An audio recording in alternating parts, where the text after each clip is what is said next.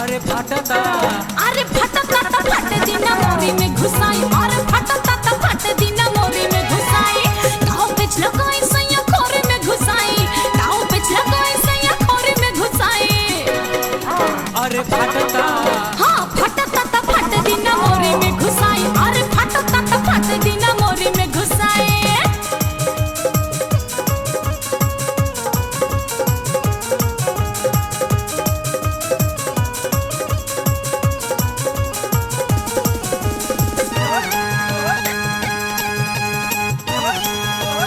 अरे एक बार दरार होई दूसरा दरारा खसिया के घास नहीं रोके थारा हारा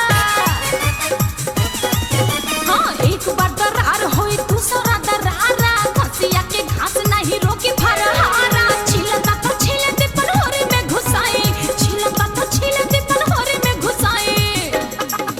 अरे फटता हाय फटता तो फट दिना मोरी में घुसाई अरे फटता तो फट दिना मोरी में घुसाई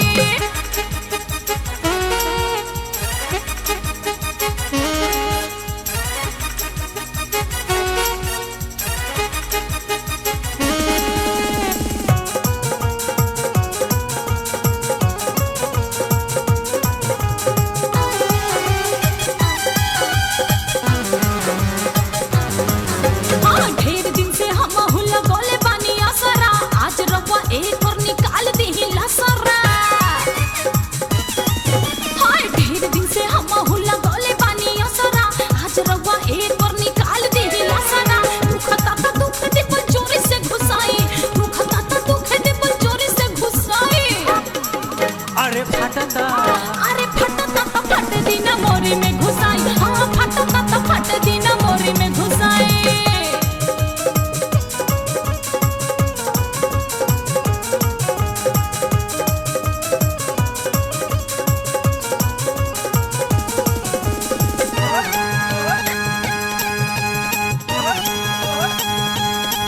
हाँ ऐसन मौका नहीं मिले बार बार हो निराला जी मान ले बतिया हमार हो